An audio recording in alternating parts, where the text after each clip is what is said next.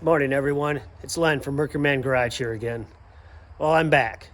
I know it's been a while, but we've been doing some home improvements around the homestead here, so been taking up a lot of my time with that. But we're back in the garage here again. Got some projects lined up, and another beautiful day here in Michigan. It's been a really nice summer up here in Michigan. Plenty of rain. Everything is nice and green. That's unusual for this time of year. And right now it's in the mid 70s, so that's perfect. Let me show you what I got going on today. All right, guys. Well, this is what we're going to be doing today. Here I got my John Deere 2025R. It's a 2022. And we're going to be lubing it today. And I recently purchased one of these lock-in lubes. I'm sure you guys have heard of these. These are really handy when it comes to lubricating your equipment. It's got kind of a locking kind of a device on the tip. You just depress it like so, and it's got some kind of jaws that go around the zerk, and it locks right in. You don't have to fuss with trying to force it onto the zerk, and it works really well. I've been really pleased with it. The only thing with this tractor is there's some spots where it's tight to get in, especially around by the drive shaft. There's one particular that's really difficult to get on these tractors. And you guys that have 1025Rs and 2025Rs and probably other ones too know what I'm talking about. It's the upper drive shaft. Really difficult to get, but we're going to try to get that today. Some tight spots with that lock and loop to get in there, because that head is a little fatter than your standard grease zerk or grease gun head. It's just a little bit bigger. Doesn't fit in there as well, but we're gonna give it a go, see how it works. Now the thing too, these newer tractors, the front end suspension, see, these are all sealed now. Makes it great for, less maintenance, I guess, but for longevity, not too sure. I guess time will tell if those hold up, but I don't know about you guys, but I prefer grease zerks. That way I know it's getting good lubrication from time to time, and the sealed ones, not sold on them, to be honest with you. So we'll see how these work out.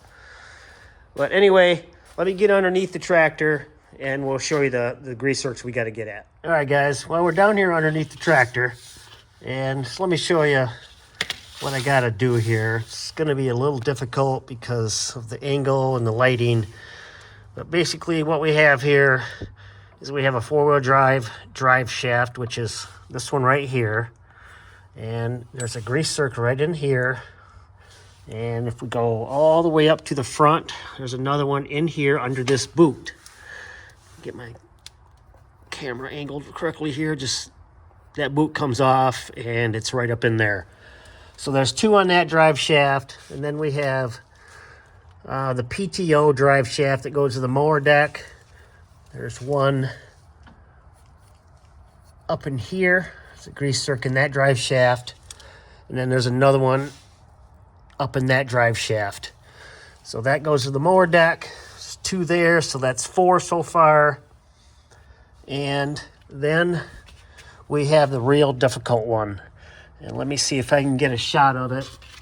It's up in there. So this is the one that's really tough to get at, and guys that have these tractors know what I'm talking about. But it's up in this little hole right here, this kind of oblong shaped hole. And I think you can see it up in there where my light's at. I think. But it's up in there, and that's just that's the front grease zerk for the main drive shaft to the motor, to the gearbox. But that one's very difficult to get at. I got to clean it off real good, and I think I can get my lock and lube up in there, but we'll see. And one more to the main drive shaft. If you can see it up in there where my light's shining, that's one more right there. So now we have 6. And I think that's all of them. That one, the other 5 are somewhat easy to get at. It's just this one up in here that's going to be very difficult, and hopefully my lock and lube will work. But let me set up the camera here and we'll get going.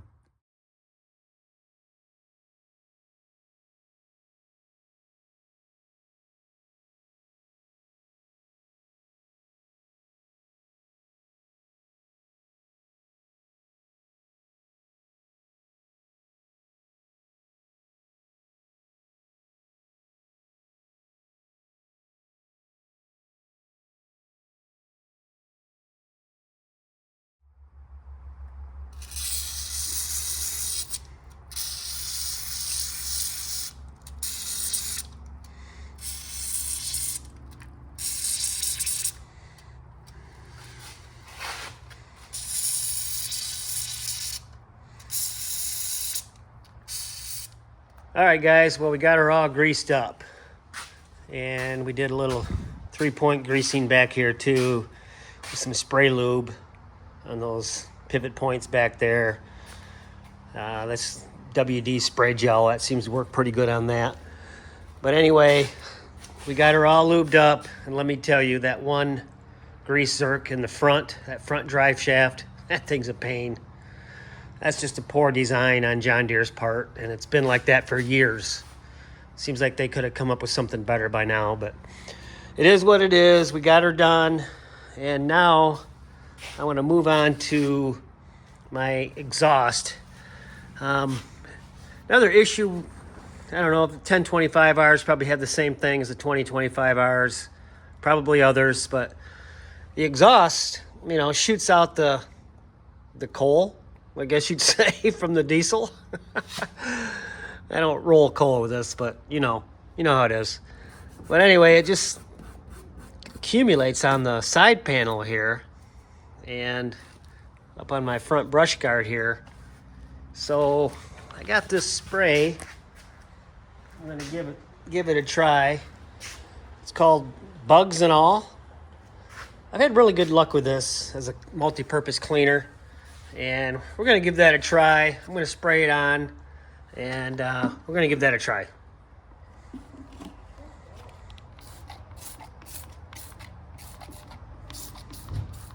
Just gonna spray this on, let it sit for a little bit, and see if it'll wipe off. But like I said, I've had really good luck with this stuff in the past, so we're gonna give that a try.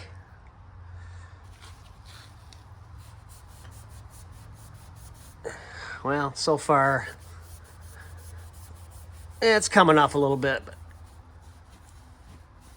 there we go. Maybe it's just got to sit a little longer. Let me spray a little more on here and give it a minute or so and let it soak. All right, it's been about 30 seconds, and it's coming off, but not the greatest. And I don't know, I don't really want to use a Scotch-Brite on this, but I may have to. But it's not bad. Just takes a little elbow grease, and probably have to do another spray on here. But it's slowly coming off.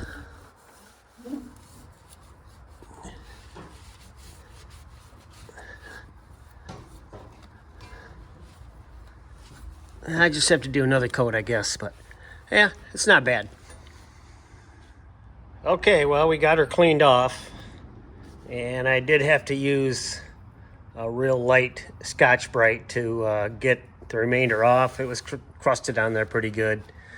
So, I don't think I left any scratches there. If I did, it's, you know, it's a tractor.